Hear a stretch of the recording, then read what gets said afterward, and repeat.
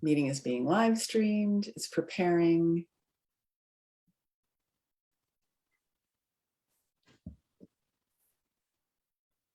Okay, we are now live on Facebook. So I am going to pass this over to Claire Johnson, the president of Mystery Writers of American NorCal branch. I'm going to go dark behind the scenes and let's begin today's event. Thank you, Lori. I appreciate the intro. I'd like to introduce Bryan Patrick Avery. He's an award-winning poet and author of more than a dozen books for children. His middle grade story, The Magic Day Mystery, appears in Super Puzzle-tastic Mysteries, an anthology from HarperCollins and the Mystery Writers of America. His Jake Maddox JV series, Off Base and Soccer Suspicions, were released earlier this year by Stone Arch Books. Bryan is the 2021 recipient of the SCBWI Work in Progress Award for his chapter book mystery, The Robot in the Library. He is also author of the Freeman Field Photograph, Black Men in Science, and the chapter book series, Mr. Grizzly's Class. Bryan serves on the board of directors of NWA NorCal, and we really appreciate his participation. And I'd like to pass this over to you, Bryan. Take it away. Okay, great. Thank you, everybody. Thanks for joining us today. I'm going to go ahead and share my screen, and we will go ahead and get started. Can everybody see that? Yep. Okay, so today we're going to talk about getting started with your middle grade mystery. And just off the bat, I will tell you what we're talking about here. I'm going to talk about some tools and techniques for writing for kids, but a lot of what we'll talk about today is really applicable to any kind of mystery or story that you want to write. So you should be able to adapt this really for anything. So what we'll do today, so we're going to create an amateur sleuth for a middle grade mystery. So that's going to be a middle grade kid who will set out to solve a mystery. We're going to identify an obsession for them, and I'll talk a little bit about what that means. And we're going to give them a secret or a condition, and those will help drive the mystery and drive their story. Then we'll create a crime for them to solve. And I'll talk in a little bit about age-appropriate crimes and what we can and can't get away with at the middle grade level. And then lastly, we'll give our sleuth some suspects that'll make solving the crime a challenge for our sleuth. And then at the very end, I'll talk about how you can take what we do today and then move forward with writing your mystery. And so I am somebody who outlines. I'm not a huge outliner. I mean, Dave Baldacci, for example, when he outlines, he has outlines that are sometimes hundreds of pages. So I don't go to that level of detail, but I do outline. And so I'll talk about how I take what we do here today and then turn that into an outline so that I can start writing. If you're a pantser and you don't like to outline, this process will work for you as well. And I'll talk about some of the things to think about as you're writing so that you can still use what we do today. But whether you're a plotter or a pantser, there should be something that you'll be able to take away from today. So a little bit about me, as Claire said, I wrote The Magic Day Mystery, which is in the Chris Grabenstein edited anthology Super Puzzle-tastic Mysteries. And then my two mysteries that came out this year are Off Base and Soccer Suspicion. As you can see, one is a baseball themed mystery, the other is a soccer themed mystery. And we'll talk a little bit about Jaden Washington, who's the sleuth in Off Base, and how I came about writing him. And then probably a little bit also about Gabriella Carter from Soccer Suspicions, because I actually used the process that we're going to talk about today to write both of those books. So those of you who know me have probably heard before, you've heard me talk about the Bobbsey twins. That's really where I got my start in mysteries as a very young kid.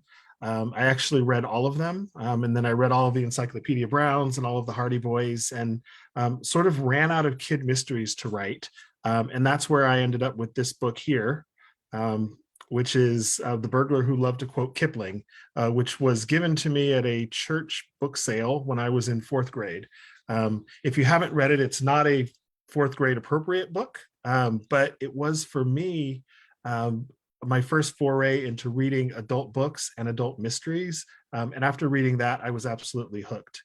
As Claire said, I am an award-winning poet as well. Langston Hughes has always been my favorite poet from the time I was very small. But I've always enjoyed poetry. And actually, one of the examples we're going to talk about today is my current project, which is actually a mystery in verse. And a lot of how I write poetry is really informed by what I've learned from reading Langston Hughes. I also have here one of my favorite books. It's Uncle Tom's Children by Richard Wright. If you've never read it, I would recommend getting a copy and reading it. In the interest of full disclosure, it's not an easy read. The subject matter is really, really dark, but it's an incredible example of using atmosphere and emotion in writing. And so that's one of the books that I go back to a lot. I still have the copy that I had when I was younger.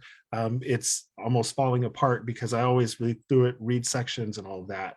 And then we will talk also about one of my favorite sleuths, Hercule Poirot. I'm a huge Agatha Christie fan as well. And so we'll talk a little bit about those today. But those are really the books that really turned me into the writer that I am today. So let's talk about who we're writing for here. As I said, this is today's class is kind of focused on middle grade, but you'll be able to adapt this to anything. And so in the middle grade area, kids tend to read up. And so when you're writing with a middle grade age protagonist, remember that you're going to be writing for kids who are anywhere from 8 to 12 years old, and in many cases younger than that even. These books tend to go from anywhere from 15,000 to 60,000 words. And so something like Aida Salazar's The Moon Within is about, I think, 18,000 words. And then you've got some, longer works from people like Stuart Gibbs. His Fun Jungle series tends to top out around 50 to 60,000 words. These tend to have slightly longer chapters than chapter books, which your readers are transitioning from. And there tend to be a lot of series still, whereas with chapter books, almost every chapter book is a part of a series. There are some standalones in the middle grade space, but still a lot of what's in middle grade you'll find are series. And when we talk in a minute about some of my favorite sleuths, you'll see that almost all of them are a part of a series. I will talk because I know, Claire, I think you're working on a young adult. And so in that YA space, a lot of what I say today, sort of think bigger and maybe a little more dangerous and a little edgier and so forth, because in the YA space, particularly in terms of subject matter, more or less anything goes. But still, this process you could use to write for YA. So in terms of writing for kids, like I said, remember, kids read up. And so even if you're writing a 12-year-old protagonist, remember that somebody anywhere from 6, 7 and up may be reading your book. And so that informs both your subject matter as well as your writing style in terms of the language you use, the word complications, things like that. Your main characters should be kids. There are some exceptions to this.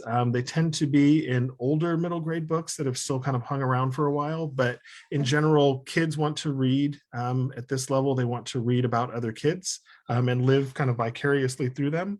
And because of that, really, your main characters should be kids and solve the mystery.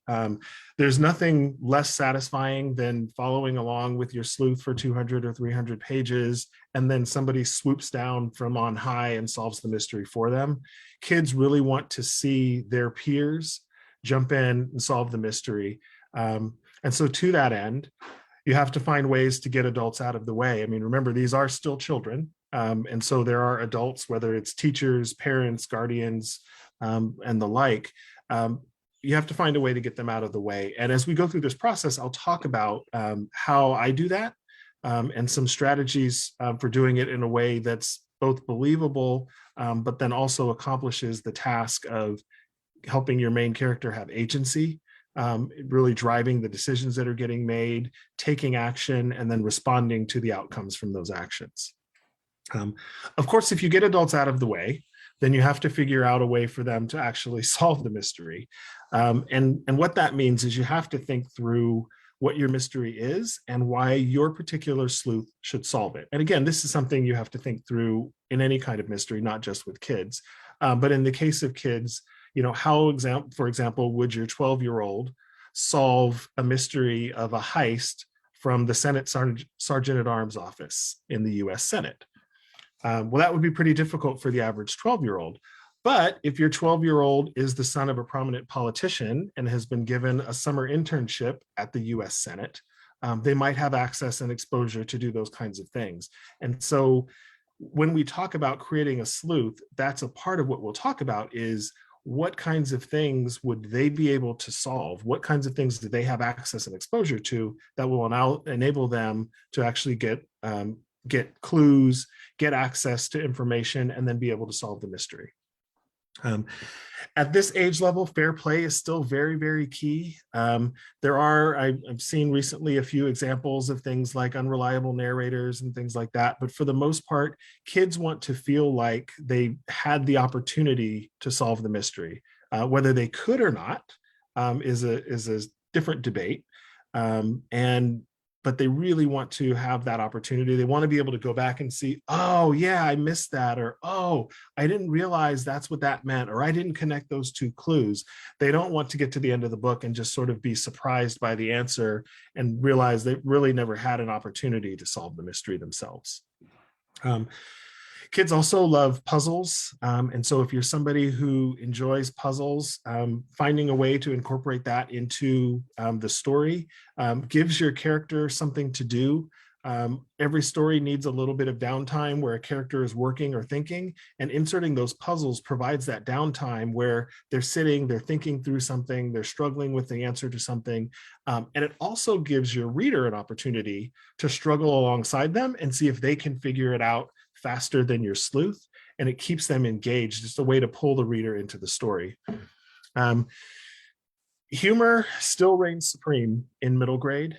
Kids love to laugh, and I think you'll find most of the best-selling mystery books still have some element of humor in them, and find some way to break the tension and all of that. It makes, particularly in really tense situations for kids, it makes them easier reads for them, and it helps them kind of keep with it. But they like to laugh, right? And so like when I do school visits, even for some of my nonfiction work, we spend a lot of time laughing and things like that, because that's really what the kids like to see. And so even when I'm writing nonfiction, I generally insert jokes or different little smart remarks or things like that, and kids really latch onto those.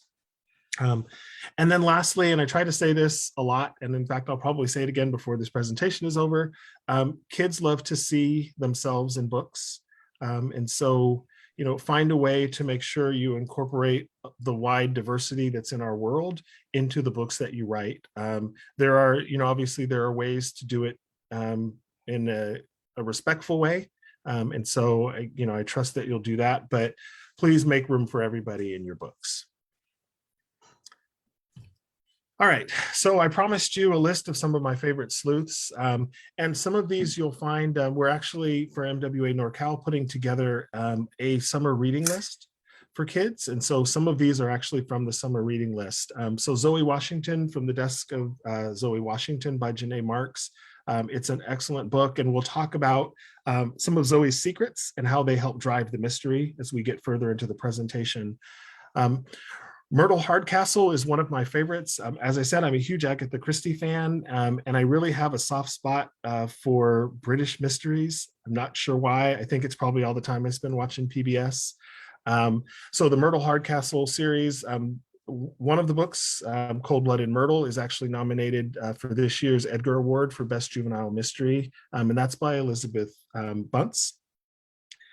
Teddy Fitzroy, so he's one of my favorite sleuths. This is from Stuart Gibbs' Fun Jungle series, and we'll talk about his love of adventure and, frankly, shenanigans that are generally what lead to him getting involved in some sort of mystery. And then I'll talk a bit about one of my sleuths, Sam Gray, who's from The Robot in the Library. And then I wanted to include a couple of adult sleuths here, because I know, not all of you may have read all of, a lot of middle grade books. And so we'll have some examples. So we'll talk a little bit about Easy Rollins and some of the issues that he has an incredible character from Walter Mosley, who both in terms of the books published, but also in the timeline in the books, spans decades. Bernie Rodenbar, again, I have a soft spot for him. That was the first adult sleuth I was ever introduced to.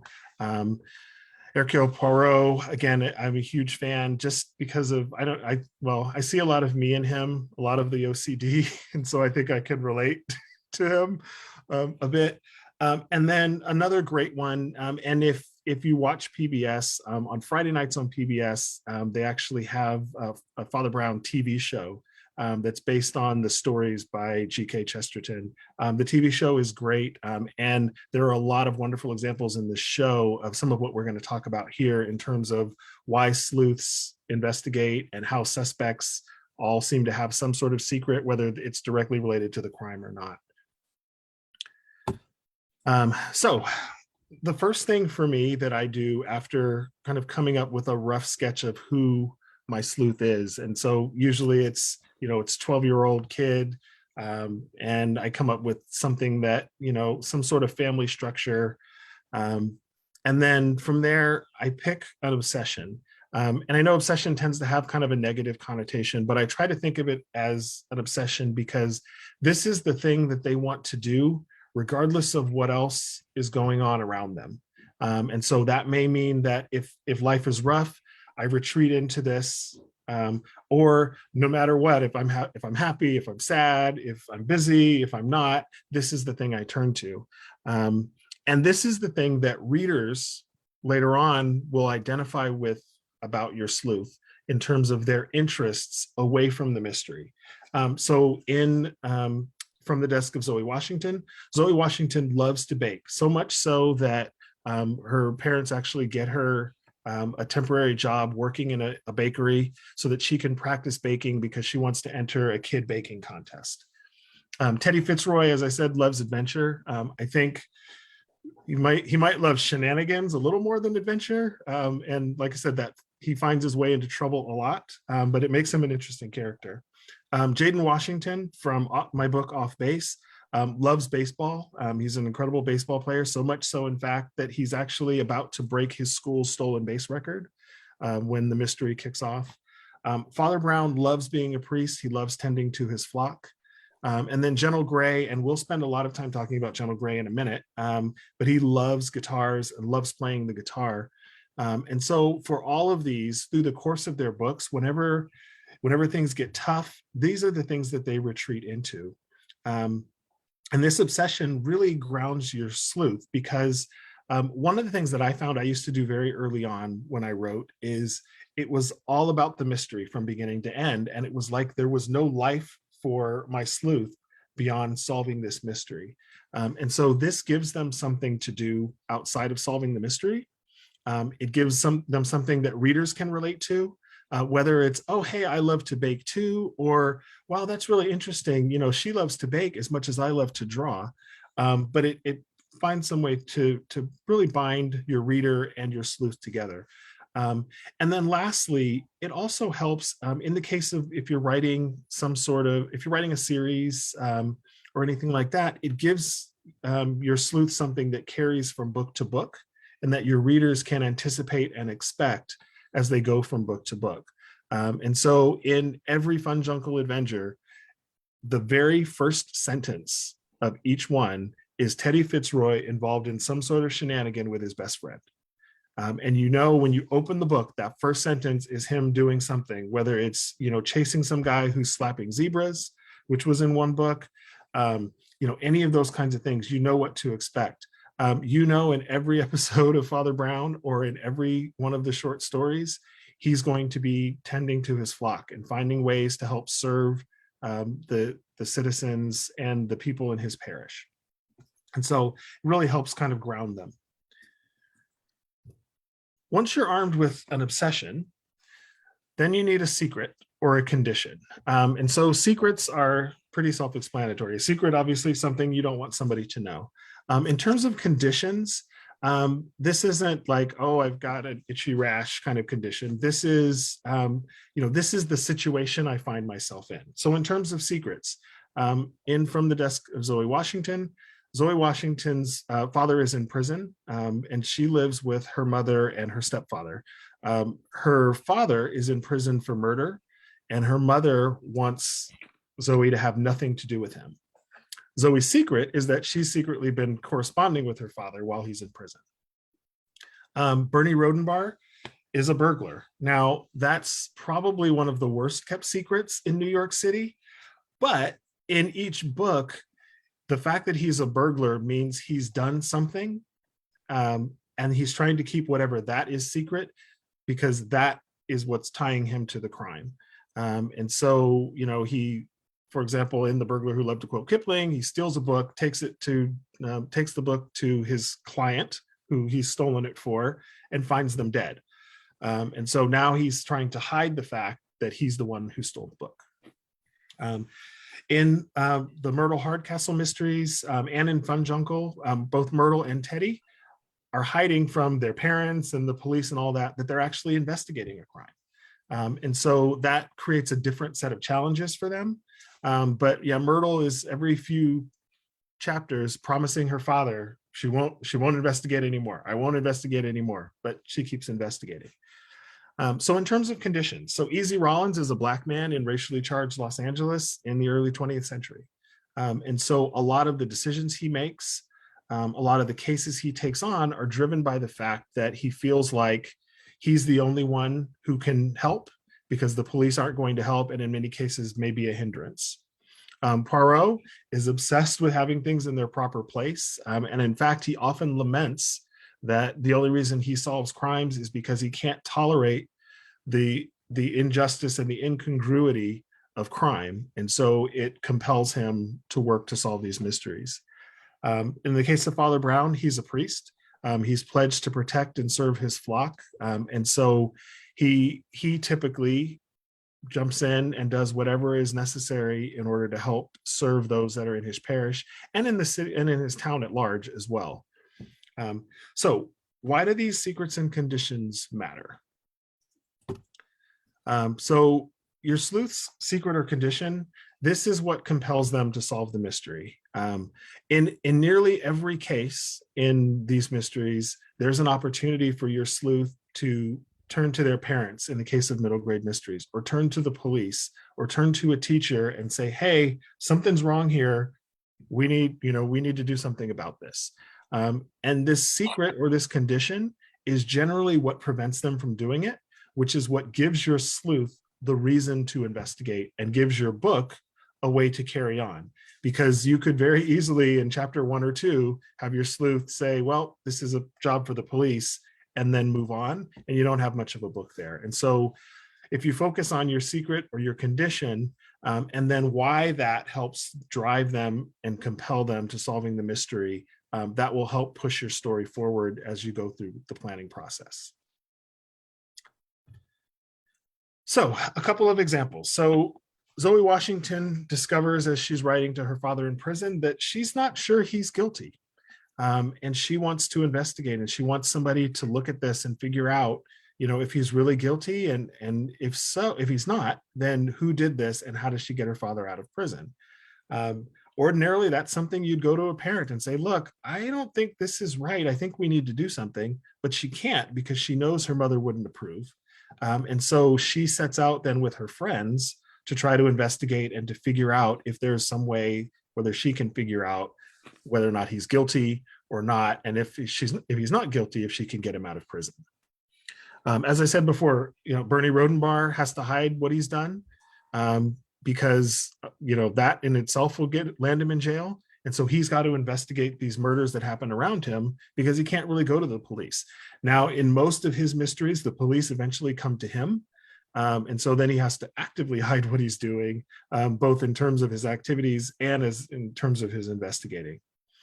Poirot, as I said, is compelled to solve the mystery so that he can set things right and have some sort of congruency in his life. And until he does that, he can't rest.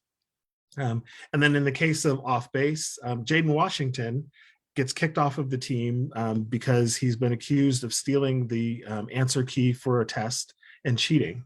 And so he's kicked off of the baseball team. He doesn't want anybody to know, most of all his parents. And so he sets out and he enlists the help of a reporter from the school paper to try to track down who actually stole the test and who framed him.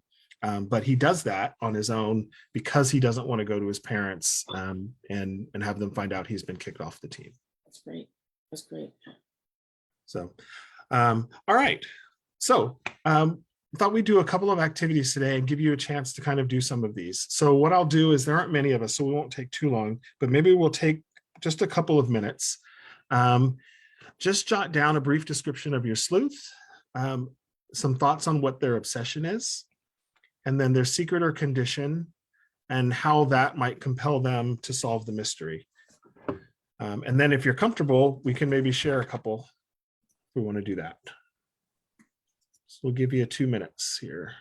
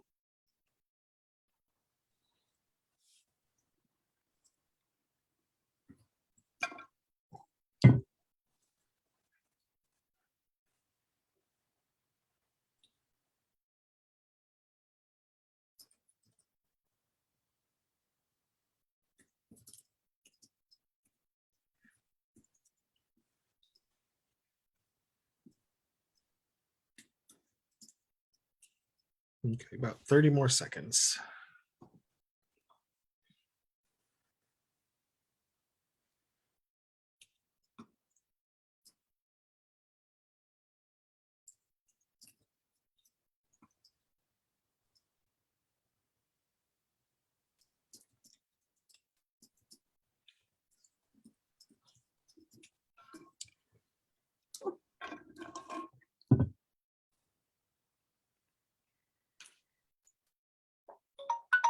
Okay. All right, so that's about 2 minutes. Would anybody like to share theirs? If not, I can share one I've done. Oh, I'll share. Okay. Okay, so I have a 14-year-old girl. 14-year-old girl. She lives with her grandmother. She wants to live with her mother, but she doesn't want to hurt her grandmother's feelings by demanding that she return to her mother, even though her mother's lifestyle is questionable. She reads books she shouldn't. She's reading books. She's reading adult books that she shouldn't read.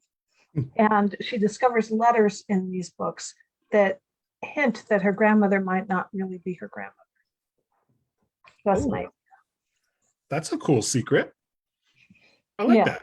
Very good. So she's raiding a bookshelf that she's been told is off limits. Because that's exactly what I did as a 14-year-old girl. So then she finds things that she thinks will liberate her from her grandmother, but maybe not. So that's my idea. Sounds very interesting. Yeah, that's my idea. Cool. Thanks so much for sharing. Yeah. All right. So just real quick here, I'll share. So the project I'm working on right now, like I said, is a mystery in verse. And the main character is Gentle Gray, who's a budding blues guitarist. His mother is actually chief of police in their city, and his father is a photojournalist. I tend to give my characters' parents jobs that keep them busy. It's one of the easier ways to kind of keep them out of the way. And then I usually give them a sibling or some other friend so that they're not by themselves a lot, but they're unsupervised a lot. And this is the case in this particular instance. His obsession, Gentle is obsessed with guitars and electric guitars in general, or specifically. And so as a result, he can tell you pretty much anything about any guitar made after the 1950s introduction of the Fender Telecaster, which comes in handy in this particular mystery because it allows him to spot the fact that a guitar that's supposedly a 1958 Stratocaster is actually a fake. His secret is that he's sick. For months, he's had headaches and dizziness and been nauseous. He's having trouble holding his guitar pick. And he's done a lot of internet research. And based on his internet research, he's pretty certain he has a brain tumor. But he doesn't want to tell anybody because he has one big goal. And that goal is he wants to go to this Chicago Blues Festival. And if he's sick, he's pretty sure they're not going to let him go. But he also knows he needs some money to go. And so when he discovers that this guitar is a fake, Chandler Andrews, who owns the guitar, offers a huge reward if anybody can find it. That compels him to solve the mystery so that he can get to the Chicago Blues Festival and then hopefully at some point in the future get treatment for his tumor. I wanted to ask you, Bryan, about technology, because you're talking about Google, right? He's Googling that he's sick. Yep. How much technology do you think you should include in these books? Because it's part of their lives, even if it wasn't part of my life as a 14-year-old girl. Yeah, that's a great question. So I think if you're writing a modern day mystery, particularly after the last 2.5 years, where, like my daughter, so my daughter's a junior in high school now. She spent most of her freshman year, all of her sophomore year on Google Classroom and sitting in front of a Chromebook and all of that. And so I've been fascinated. I mean, there are a lot of issues with that, right? I mean, that's too much time all day, every day to spend staring into a computer. I work for a living and don't spend as much time staring at a computer as they do in class. But it also taught her a lot of really great skills. And so like she's been looking at what kinds of careers she wants. And so she sits down and she's talking to me about, well, people in this field, they make about this much per year. And people in this field make about this much. And I'm like, how do you know that? Well, I went out and I did this research and I found this site that does this. And so a lot of these kids have this exposure now, even if they didn't before. Right. And so I think in many respects, it would feel like it was missing if we wrote books that didn't have this technology in them. Yeah. So, all right. So that's my sleuth. So I love this line. It's in one of the first books about writing mysteries I ever bought. The Weekend Novelist Writes a Mystery. I still have it and I still refer to it. And in it, it's if you're not familiar with it, the Weekend Novelist series helps you write a book over the course of 52 weeks. And it's basically 2 days of work per week, so hence the weekend. And it gives you step-by-step directions on what to write and when to write and all of that. It's actually a really interesting book. It's a little too structured for me. Like I said, I like to outline, but I'm not that big an outliner. But it has a lot of really good information, including this sentence. So it says, the sleuth enters the story because the killer, unseen by both sleuth and reader, has already been there. And I always, because I don't write a lot of books that have death in them, I generally substitute culprit for killer. But I think the sentiment is really important, right? Your sleuth has work to do because somebody else has done something. And because of that something, there's now a mystery for your sleuth to solve. And so what I do generally after I have a sleuth that I want to write about is I think about, okay, well, what's an appropriate crime for them? And so generally what you see, like in middle grade, you'll see a lot of theft or sabotage or kidnapping. You don't see murder that often, though I will say, I talked about Myrtle Hardcastle. So in the Myrtle Hardcastle books, so even though it's a Victorian era mystery, there's a lot of death. Now, it's still sort of cozy mystery, so the violence itself, for the most part, takes place off screen. But I think in Cold-Blooded Myrtle, I think there are 3 murders, if I remember correctly. And then, so people are doing it. It's just it's a lot harder to sell into the middle grade space. If you're writing YA, murder is pretty much de rigueur there. But primarily you're looking, like I said, at theft, sabotage, kidnapping, but there's a lot of space in there. What's stolen, what's being sabotaged, those kinds of things. And then think about where your crime scene is. So, in the example I was giving before, if there's a heist in the Senate Sergeant at Arms office, right? How does your sleuth connect to that and the crime scene? So how do you find a way for them to get exposed to it, to learn about the fact that there's been a crime in the first place, but then get enough exposure to it to be able to investigate, and enough exposure to the people who might be involved in order to be able to investigate? And so those are the things that I think about as I start kind of thinking through, well, what's this crime? And at this point, I have sort of a really high level thought about it. And so in the case of the Guitar Thief Blues, I had, the crime was a theft of a guitar. The crime scene was the house of this local billionaire who'd spent $2 million on this really famous guitar. And the sleuth connected to that because the billionaire wanted the chief of police to come and see all of the things he had in his collection, and give him advice on the best ways to make sure that his house was secure to protect them and all of that. And as a result, she asked, since Jentel loved guitars, if she could bring her son because he'd be really excited to see the guitar. And that's how he was really connected to the crime and the crime scene. So we'll do a quick activity, maybe just 1 minute. Think about what your crime is, how your sleuth finds out about it, and then what's their initial reaction. So what's the first thing they do when they find out about the crime? And then we'll come back together and talk real quick about that. So we'll give you 1 minute.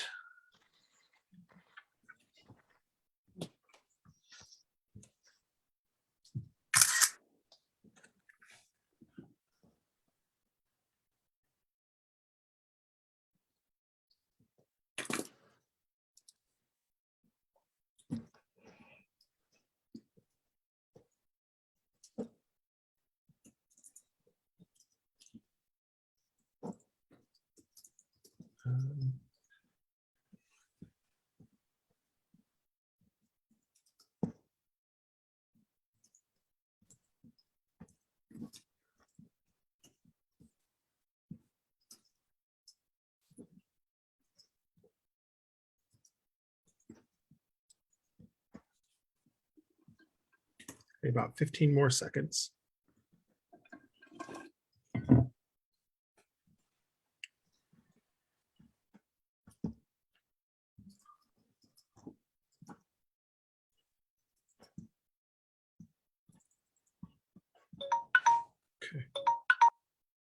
Okay. So real quick, before we talk about this, I saw Daisy had a question about a dog napping, and whether that would violate the rule about not harming animals. And that's a great question. So there are a lot of animal kidnappings and animal heists, particularly in the middle grade space. And so I think you can get away with it. What I've observed is they're typically off screen. So you don't see the animal being grabbed or anything like that. It's just the animal has disappeared and people have to find, where the animal is, who took the animal, those kinds of things. I'm trying to think of whether I've seen something where we've actually seen an animal being taken. And I can't think of something. So if anybody else has read one that they can think of, but I think that would be okay. Like I said, you see a lot of it. Stuart Gibbs Fun Jungle series, because it's basically a massive zoo and amusement park. Most of what goes on is something that's gone wrong with an animal of some sort. And so that's something you're interested in doing, I would check out those books, because I think he does it really well. And in a way where you never really think like, wow, are these animals in danger? And the only exception to that was I think it's called Lion Around. It is about a mountain lion, and one of the guys is trying to hunt it and kill it, but it's pretty clear early on that the mountain lion has them outfoxed. And so you never really worry like if that the mountain lion's going to get hurt. But so I think something like that would be okay.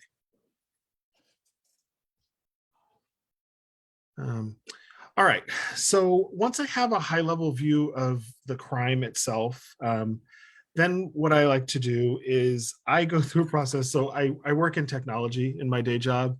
And so whenever we have an incident of some sort, we do a root cause analysis to figure out what the actual problem was, and then is there something we need to do to make sure that it doesn't happen again. The method we use for that is called the 5 whys method. You generally use more than 5 whys, but the idea is you state what happened and then you ask why until you get to a point where you can no longer ask why. And so basically, when you get to that point, you've gotten all the way down to the root cause. So in the case of the Guitar Thief Blues, Delphi Roberts stole Blind Bobby Lewis's guitar from Chandler Andrews. That's what happened. So why did it happen? Well, Delphi thinks it's wrong that Chandler owns it. Why does he think it's wrong? Well, it's a symbol of how Bobby and his family, because Bobby, it turns out, is no longer with us, but his family is still around, because it's a symbol of how Bobby and his family was cheated by the record label. Well, why were they cheated by the record label? The president of the record label refused to pay Bobby what he should have, which was actually a very common thing back in the 50s and 60s and even the 70s in the music industry. And then he stole Bobby's guitar. And ultimately, Bobby's family was left destitute while the president of the record label went on to become a billionaire. And then we keep going through the whys. And then ultimately, it comes down to Delphi Roberts is actually the grandson of Blind Bobby Lewis, and he has stolen the guitar to get the money back for his family. And so I go through that process, and I do that because, and I've shared this before, so this is actually 2 pages from my notebook that I'm currently working out of for the Guitar Thief Blues. Early on in every notebook, I always write longhand, and early on in every notebook, there's a page, and you can kind of see it up here at the top, where I just write what happened. And generally, I will write for a while, a page or 2 or sometimes 3, just about what led up to the crime and then what happened once the sleuth got involved. And so in this case, and it's hard to read because I have illegible writing, but this says in 1958, Blind Bobby Lewis buys a 1958 Fender Stratocaster. He records a bunch of songs with it. He's nicknamed it Jackie. And then it gets stolen. And then, that's 1962. And then in the modern day, and then we go through these things where this is all stuff that Delphi has done. I haven't gotten yet to the point where Gentle enters the story until we get over here to page 2. And what this helps me do is it helps me create the world that this mystery is involved in. And then it gives me a place to deposit my sleuth. And so that was always one of the things I struggled with early on writing, was it always felt like the sleuth was the story and sort of carried the story world around with him. But in reality, the sleuth is entering the story world, and it already exists because of all of these other things that have gone on. And so I try to document all of these things. And then here towards the end, we start to see the interaction between Gentle and the thief, and how all of that starts to play out. But this gives me a good view of, here's how my story started, here's why my villain or my antagonist is doing what they're doing, and then when they start to interact with the sleuth, these are the actions they're taking. And so then I can pull things out of here and deposit in the story as clues and different things like that. So for example, one of these lines in here talks about there's been money stolen from Chandler Andrews, and nobody really knows why. Well, it turns out the money was stolen to pay for a fake guitar so that it could be swapped out with the original. And so going through this process helps give me some of those ideas and helps me through that. So another quick activity is, and given our time, let's see, what time is it here? Yeah, we won't do this today, but sit down and create your own what happened sheet, and just, what are the steps that led up to the crime? What are all the things? So like in Claire's example, for example, where did these letters come from? Who wrote them? Why were they hidden in these books? Those kinds of things. And then at some point, your sleuth will go in, take books off of the bookshelf she's not supposed to, and then start reading those and find those. But a lot will happen before that process. And so this is a way to kind of capture some of those and give yourself an idea of, hey, here's why all of this exists, and then what it will mean once my sleuth finally discovers it. Um, and then I put a bonus activity in here. So I do this from time to time, just for fun. Sometimes I write it down. Sometimes I just walk around and talk about it in my head. But grab a book that you've read and that you know reasonably well, and then think about what the crime is, and then create your own what happened sheet and sort of describe, so here are the things that led up to the crime, and then here's where the sleuth came into the story and what happened. And then what I do is I do it again, and I take that crime and then I create a totally different set of things. And it's a great way for me to brainstorm. And so instead of using what's actually in the book, just make up, oh, well, here's what could have happened. And think through, okay, well, so if that happens, how is the story different?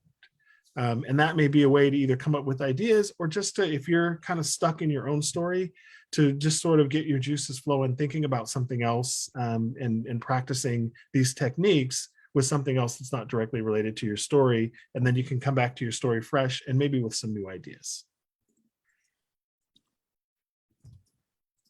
So after I have my sleuth and a crime and an idea of what happened, then I look at, okay, well, who's going to make this difficult, right? If there's a single person who could have done this and it's obvious, that's really not much of a mystery. And so I need suspects. And so from my perspective, what's always worked for me is giving my suspects two things. One, obviously, is a connection to the crime. If they were nowhere around and completely unaware that anything was going on, that doesn't make for much of a suspect. And the second thing is, and we're back to secrets again, is a secret they want or they need to protect. So here I'll reference another PBS TV show, another British mystery. This one's a modern day British mystery though. So there's a great show on PBS called Unforgotten. You can also watch it. I think it's, you can stream it on BritBox if you have that. But I love it because it's the premise of every season is they discover some body someplace that's been there for a really long time. And so they usually have to go back 2 or 3 decades to interview suspects and to figure out really what happened in the case of this crime. And as they meet these suspects, it turns out they all have pretty serious secrets that they want to keep hidden.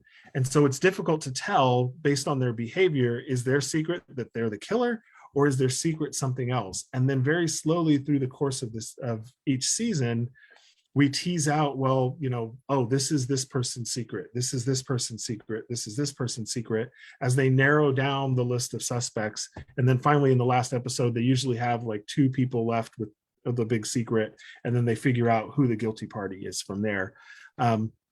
But when they have a secret they have to protect, it changes how they behave, right? They either don't answer questions, or they talk too much about other stuff that's not relevant to try to talk their way around having to actually address the secret.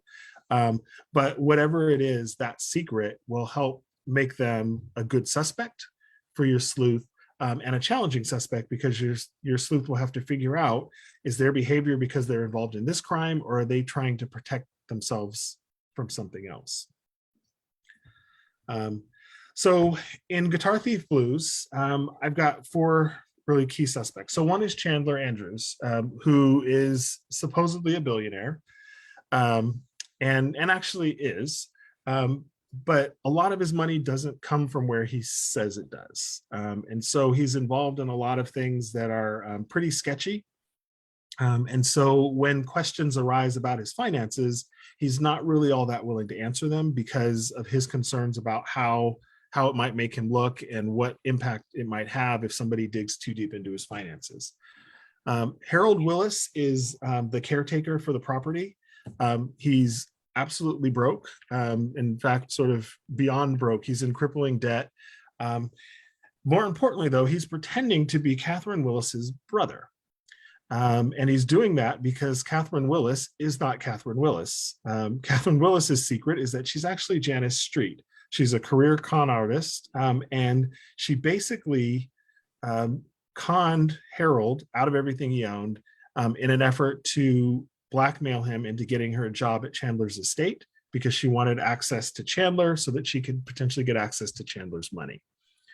Valencia de la Garza is head of security for Chandler Andrews, but it turns out she's not actually a former police sergeant, which is what she claimed when she applied for the job. And as a result, she is also trying to keep that secret. And it affects how she behaves when the guitar goes missing and when people start to raise questions about how good a security chief she really is.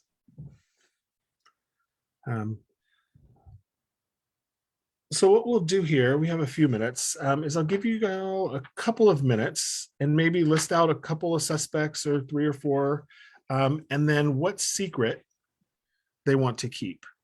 And then generally when I do that, then the last thing I do is I decide, well, which one of these suspects is going to look most guilty to my sleuth? And that's generally the person where, for me, around the midpoint of the book, I have either the sleuth or the police, if the police are also investigating, will decide that that suspect is the guilty party. And then at the midpoint sort of discover, well, that's not true. It turns the mystery on its head, and the sleuth then has to go back and regroup. So take 2 minutes and we'll do that, and then we'll come back together and maybe share a couple.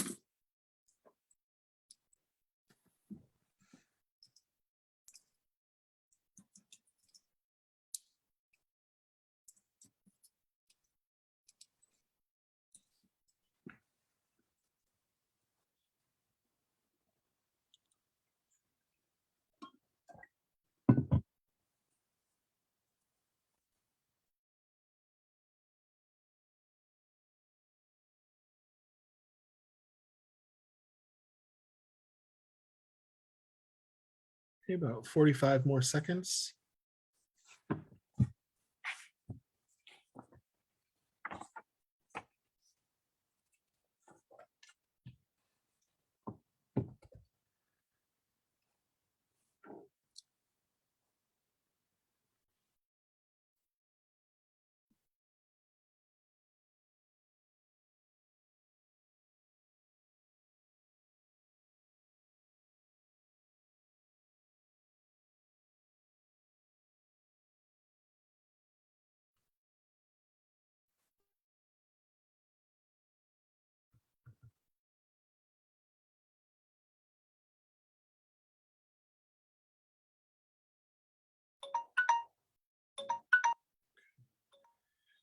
Okay, anybody want to share a couple of suspects?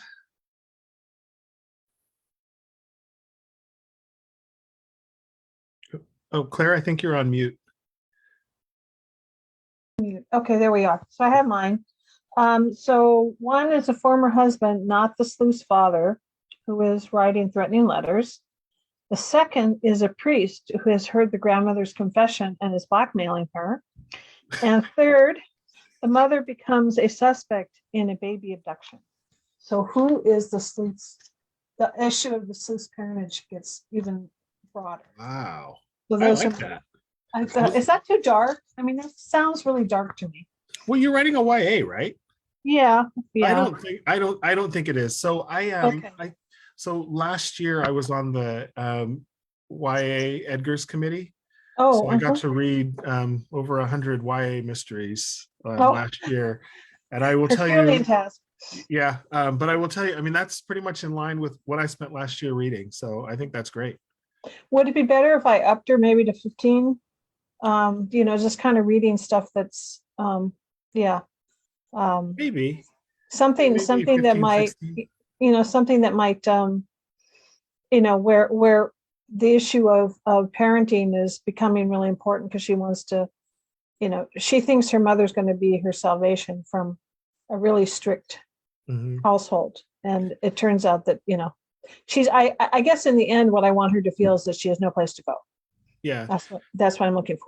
Yeah, so 14 is probably okay. Okay. Because you also have to balance it between, the older you get in YA, the less some of that stuff matters, right? The closer you Right. get to Okay. 18. Yeah. And so Yeah. yeah, Yeah. Yeah. 14 is probably I would think 14 is probably good. And I read a lot of the YA I read last year were like 14, 15-year-olds. Okay. Yeah. Great. Thank you. One of the things somebody told me about YA is once you get to 16, it changes, and I guess this makes sense, right? It sort of changes your exposure to the world, because a lot of 16-year-olds can drive or have friends who drive and those kinds of things.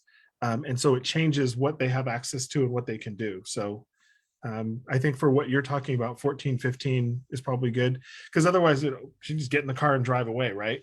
Yeah. And so at Yeah. some point, yeah, Right. there has to be some way to limit that.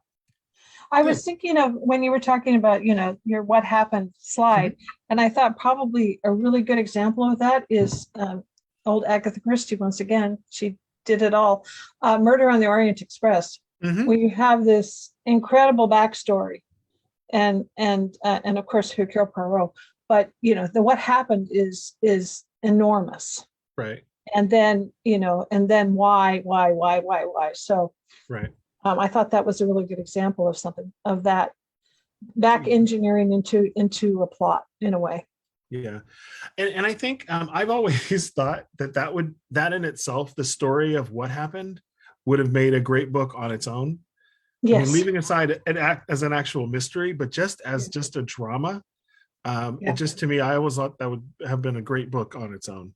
Yeah. I agree. I agree. All right. So I promised you that you'd be able to take some of this and then go do something with it when you're done. So what now? So if you're a plotter like me, you can take this and then start to build your outline, right? And obviously you'll be adding some more characters, you'll add locations, and then you'll need to start to sprinkle some clues. And that's a part of, for me, where putting, what happened together helps, because then I can start to sprinkle through where do they find out about these different things and how do they find out about them? And are they in ways where they can actually see, oh, this is a clue, or is it just something that's sort of sitting there that they don't really notice until much, much later in the story? For me, I kind of break down my outlines into 3 quarters. So the first is what people tend to think of as Act One. And so that's really kind of introducing everything, the sleuth, the mystery, the locations, and the cast of characters. And at this point, a lot of them are just characters. They're not really suspects. They're just people who are around. Um, Q2 is, for me, is really sort of that first half of Act Two. And so this is where the sleuth really investigates, right? And then some of your characters turn into suspects based on the interactions and all of that. Um, and then, as I was saying before, towards the end of that Q2 section is where the sleuth really starts to hone in on a suspect. It's the wrong suspect, but they really start to hone in on that suspect. And at the end of Q2, discover they're totally wrong. And that could be, and we'll go back to Agatha Christie, right? So in a number of Agatha Christie stories, right around the midpoint, the primary suspect dies. Or they come up with some iron tight alibi, and so it couldn't possibly have been them, in which case now the sleuth, as we go into Q3, has to regroup and figure out, okay, well, where am I now? And this is generally where the thief or the killer has the upper hand, right? And so now the sleuth goes from investigating to sort of being on the run and trying to stay one step ahead, though really they're one step behind the culprit. Then Q4 corresponds really to Act 3. And so this is where the sleuth has everything they're going to get in terms of information. And so now it's time to solve the mystery, to narrow down the suspects, figure out who really done it, and then the big reveal at the end. And so that's kind of how I break it down from an outlining perspective. And then what I try to do is I try to make sure that I sprinkle clues in all of these quarters. And so there may be things where your sleuth might notice something on page 3 that is a key to the mystery, but there's no mystery yet. And so there's no need for them to catalog it as such. And so it's not until much later in the story, as they're thinking back everything that's happened, that they realize they've had one of the key pieces of information all along. So if you're a pantser, I don't really know how this works. Well, I'll just tell you, get to writing. But as you're writing and as you're adding characters, what I try to do for every character is I consider what secret this character has, right? What are they trying to hide from everybody else? Whether they're a suspect or not, everybody has a secret of some sort. And like I said, that impacts how they behave and how they interact with others. And so think about, as you're adding in characters and coming up with new situations, what those secrets are. And then my other recommendation is, because I know pantsers tend to do a lot of free writing and things like that, is think about writing a few scenes with characters, and mainly suspects. I think this works well with, that don't include your sleuth. So what are the conversations that happen, or the interactions, even if they don't talk to one another, between two suspects after the sleuth has left the room, or when they know the sleuth is on their way. And so give that some thought, and maybe write out a few scenes. And again, like the what happened exercise, it gives you things that are going on so that the world continues, even when your sleuth is not around. And so your sleuth may leave a room and come back, and the coffee cups are in different places. I actually read this I'm trying to remember now what book it was. But basically everybody had moved around because they were all pretending to be happy and joyful, and one couple was pretending to be in love. And as soon as the sleuth walked out of the room, they all kind of went to where they would normally be. And so everybody moved around. Later, the sleuth returned, the room was empty, but all the coffee cups had been moved around. And that was something then later on in the story, they figured out, well, wait, these people aren't really being honest about how they interact with one another. So final thoughts. As I always say, remember, let your sleuth solve the mystery, and find ways to keep adults out of the way, and then create a story world that can include everyone. And most of all, I say this because I have a lot of fun writing. I put a lot of weird, quirky references that only me and maybe my brother might get, but it makes me smile while I'm doing it. And so have fun while you're writing and enjoy it. And that's all for today. Thanks so much. We made it through. I think we're maybe a couple minutes over, but appreciate you sticking in and hanging out. And if people have questions or want to chat about things, we can certainly do that as well. And Brian, I was gonna, oh, sorry. I'm going to stop sharing. Where am I? No, I know. There we are. Okay. There we are. I thought that, going through this, this would be a fantastic blueprint. I mean, for any mystery, because you bring up, some great points, but I thought this would be a really great blueprint for cozies, because you're dealing with some of the same issues. You don't want a lot of violence. You want it, if it happens, it's off the, obviously you're going to have bodies, but they're going to be off screen. You have, especially with the amateur sleuth, you've got someone who is, where the authority figures are often a hindrance in solving the crime. I mean, it really is a cozy blueprint as well. Yeah. I thought that, that's what I came up with. Yeah, I think you're exactly right. I think middle grade mysteries in particular are, they're really cozies, right? What's different in a lot of spaces is the age of the sleuth. Right. And so obviously, the age of the sleuth then determines how far they can get in an average day and different things like that. But yeah, it really is the same sort of model as writing a cozy. Because your protagonist has that kind of innocence, that I would say, certainly middle-aged, middle grade kids have, and that this is maybe a new world, and a world that kind of takes them outside of their prescribed boundaries, and right. they find they like it, at least, with the amateur sleuth, and obviously, in series, in middle grade mysteries, the same thing where the boundaries start fading away, and I hate this word, but they love their agency. And then the same thing happens in the amateur. I know it's really overdone, but it fits, that there is a similar thing happens in the amateur sleuth world, where there's a confidence that is gained from solving these crimes. And again, the authority figures are a hindrance rather than a help. Right. Very, very similar. Yeah. I would say that, so the one challenge that I think middle grade writers have that you don't have as much in the cozy space is you do have to be somewhat careful with how much of a hindrance the authority figures are. Right. Because in a lot of cases, the authority figures are the ones who buy your books.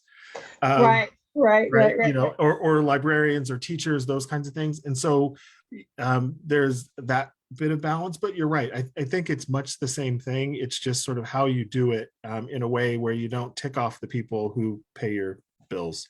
Or like in the Harry Potter series, where you have one adult, Dumbledore, who Mhm. is the good authority figure, but who is Right. being thwarted by all the bad authority figures. Right. You know, the Minister of Magic and Lucius Malfoy and all those people, where you do have one person that the kids trust, but that Yeah. person becomes neutered. You know, cannot act for them, or you know, is pushed out to some extent.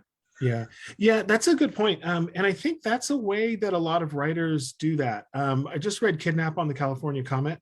Mm, And that's, you know, that's one of the things that happens there is you have a lot of adults who, man, talk about being a hindrance. But the uncle is this loving, caring, protecting person. And so it sort of balances out all of the sort of, frankly, horrible adults that they're dealing with.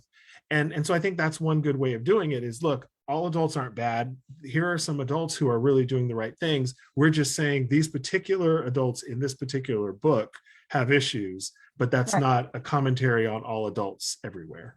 right, Yeah, right. yeah. Yeah. So it's a good way to balance that. Does anyone else have any questions? You can unmute, and because just thought this was great. I'm going to ballyhoo this on both our MWA discussion board and because I just think it was excellent blueprint. Thank you. And makes me realize that maybe I should be less of a pantser and more of a plotter. Well, you know, it's I mean, I'm not a total pantser, but just that I mean, you're doing I think a lot of, especially back engineering into the plot with the what happened and why. Mm-hmm. And I mean, you know, you're setting up your backstory, which gives you a real subconscious blueprint for what your characters are going to do and how they're going to react. And I just thought that was great. I'd never seen it. See, KG Thomas says, I'm learning how to get the plotting into the development stage. Oh, cool. I don't know what that means. Can you elaborate on that? KG Thomas? No? Oh, sorry. So yeah, I'm a big pantser.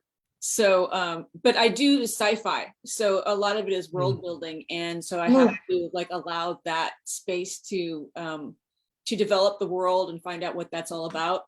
And now I'm going back and figuring out what is all this? So I do have to reverse engineer the plot now. But I'm learning how to do that kind of as I'm doing it instead of like doing it after the fact. This has been a big learning curve for me. Getting the plotting at the same time as the development of the world and the discovery, because I don't like interfering with discovery by having it too planned. Yeah. No, I hear what you're saying. So I write sci-fi also. Oh, awesome. And yeah, I hear what you're saying. It's weird. So writing sci-fi is harder for me because I do still plan. But even when I plan this, in fact, like if you read the what happened sheet, that's actually the first one I did. I ended up doing a second one because it changed as I started going through the plotting process. But like when I write sci-fi, it is that sort of how does this stuff work and all of that. And then you realize like 2/3 of the way through the story, you decide how something works. It's like, well, wait, but they've been doing this all along. So now I got to go back and fix how they do this. Yes. And so it's a bit of a challenge for me. But I enjoy world building. And I will say that even for mysteries, world building is important. And so I didn't share it today, but I've done a whole exercise with what Mr. Mr. Andrews' house looks like and all of that, because Chandler is he's a really over the top kind of person. He has a whole room that's nothing but antique cannons. And so you can Wow. go through his canon Wow. collection. Yeah. And so I do like so this is the part of writing that I like the most. I like the planning part of it. And I think that's why I do it and I kind of gravitate towards it, and why discovery as I write can be so challenging for me, because I do end up feeling like, oh, wait, now I need to go back and fix all this stuff. And then it's figuring out when you go back and fix it. Like, do I do it now, or do I get to the end and go back and fix it everywhere and all of that? So, Yes. Yes. Yeah. We could have a support group on that.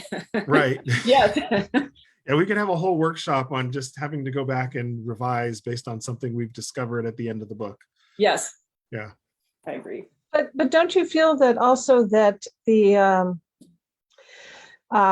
in fantasy-based books, where I've read books where I thought were not, they didn't develop the character and the plot arcs enough, but the world building was fantastic. And I've read reviews of by these books thinking, wow, this book got great reviews. Why?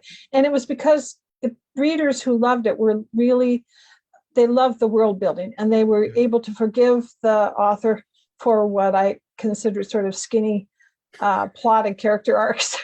But but as far as the reader was concerned, that that the people who sort of gravitate towards that fantasy type of writing, that's what they wanted.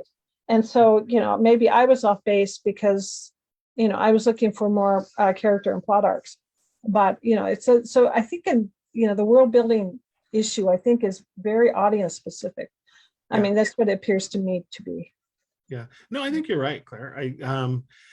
There are a lot of books now that are devoted to just world building, and I'm amazed at like the number of fantasy writing seminars and things like that are just about world building.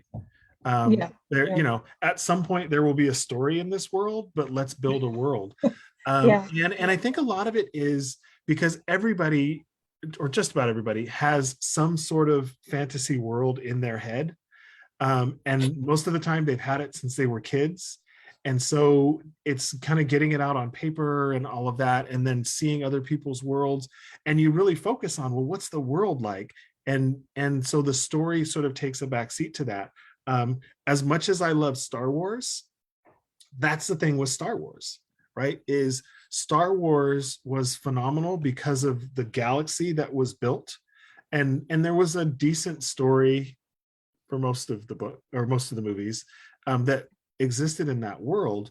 But that's why they can still continue to make TV shows and all of these things based on all of these people, and everybody watches them because that galaxy is so entrenched and so ingrained in everyone's minds. Yeah, well, and I think certainly the earlier movies had much more of an impact, because it was also new, and it was also innovative, and now we know what to expect from the CGI, and which I think ironically makes the glaring character and plot arcs that don't quite work, because we're no longer you're no longer wowed, right? Because you've sort of seen this. So, and I think in some respects that's what's pushed a lot of the world building even farther, right? Is because people have realized, hey, the world's got to be really spectacular, or you're going to be in trouble. So yeah. Cool. Does anybody have anything else they want to say? This has been a great presentation, Bryan. Like I said, I'm going to ballyhoo it on to our members, because I don't know how many people are watching Facebook Live, but this has just been great. And thank you so much. And I just wanted to echo that and say, and thank you. Just wanted to say middle grade was really my favorite age to read. And I've always wanted to write something in it, but never really seemed to be able to get a toehold. So I thought that this was really great, and like sort of pointing me how to possibly get started on something like that. And I really appreciate that. So thanks a lot. My pleasure. Thanks for joining us today. Yeah, really, really great. So I'm going to end live on Facebook, if I can do that. Stop.